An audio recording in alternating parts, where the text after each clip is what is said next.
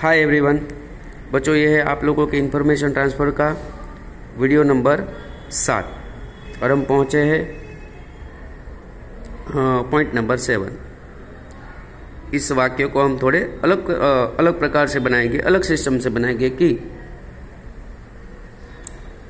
घाना bird century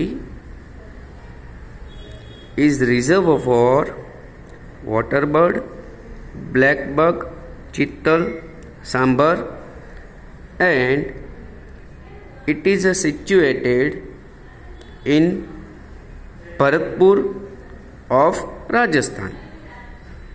बराबर है बच्चों। नेक्स्ट वाक्य कि तुंगभद्रा सेंचुरी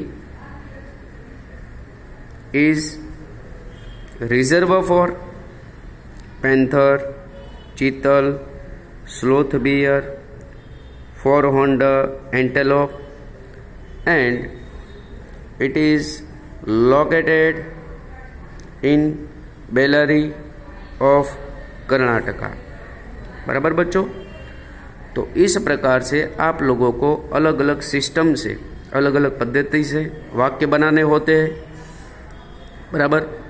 और बहुत ही इजी टॉपिक है ये, और इसमें कहीं से भी आप लोगों को इन्फॉर्मेशन देते हैं, जनरली इजी रहती है, और इसके ऊपर से आप लोगों को सेंटेंसेस बनाने रहते हैं। बराबर। और बच्चों चाहे ग्रामर 11 की हो या 12 की हो, प्रश्न का प्रकार और आंसर की सिस्टम दोनों सेम ही रहता है। बराबर। तो इस टॉपिक को दोनों स्टैंडर्ड के बच्चे इसमें से देख सकते हैं, सीख सकते हैं। बराबर। अब बच्चों मैं आप लोगों को सेल्फ प्रैक्टिस के लिए, एक्सरसाइज के लिए मैं आप लोगों को ये प्रश्न दे रहा हूँ। देखो ये वाला, ये भी 12वीं की ग्रामर से है। बराबर। सचिन तेंदुलकर के बारे में जो इन्फॉर्मेशन है उसके ऊपर से आपको सेंटेंसेस बनाने हैं। बराबर। और थोड़ी आपको मतलब नॉलेज का भी, मतलब अपनी टैलेंट का भी उपयोग करना है। मतलब कि जब आप इस प्रकार का जवाब लिखो तब आपको है ना थोड़ा खुला खुला लिखना है। बराबर। थोड़ा गैप करके वर्ड्स आप लिखना कि जिसके कारण ये जो आंसर है वो थोड़ा बड़ा लगे सप्लीमेंट्री में। बराबर। तो इस प्रकार से इस प्रश्न का जवाब भी आप लोगों को सेल्फ प्रैक्टिस के लिए लिखना है, जिसकी फ़ोटो मैं इसके साथ भेज रहा हूँ। क्योंकि 12वीं वालों के पास तो ये ग्रामर होगी, लेकिन 11th वालों के पास ये ग्रामर नहीं होगी। ठीक है बच्चों। तो इसका भी आंसर आप लिख लेना। और इसके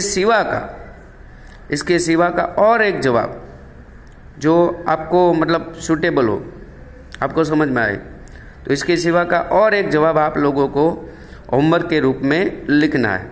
चाहे वो आप 11th वाले है वो 11th की ग्रामर से लिखेंगे, और 12वीं वालों बच्चे जो है वो 12th की ग्रामर में से लिखेंगे। ठीक है बच्चों। तो एक आपको इसका तो लिखना ही है, दोनों स्टैंडर्ड के बच्चों को। बराबर। और इससे सिवा का कोई एक डेटा का आंसर आप लोगों को अपनी अपनी ग्रामर में से लिखना है। ठीक है बच्चों। तो वो ज़रा आप लिख लेना। और हैव ए नाइस डे। और मैं अपेक्षा रखता हूँ कि आप और आपका परिवार स्वस्थ रहो, तंदुरुस्त रहो। और ख़ास करके 12वीं वाले बच्चों कि बच्चों आप लोगों के पास सिर्फ एक ही महीना बाकी है। बराबर। मान लो कि मार्च महीना पूरा हो गया तो अप्रैल महीना ही बाकी है। और जो 12th वाले बच्चे हैं उन लोगों के पास ऑलरेडी 6 पेपर पहुंच ही गए हैं। तो जितना जितना आप लोगों का सिलेबस चल गया है, तो उतना आप लोगों को उस पेपर में से पेंसिल से सॉल्यूशन करना चालू कर देना है। हाँ। और जब हम रूबरू मिलेंगे, मतलब जब आप लोगों की ऑफलाइन क्लासेस चलेगी, तब मैं वो चेक भी करूँगा कि आप लोगों ने कितना सॉल्व किया है। ठीक है बच्चों। Thank you very much. Have a nice day.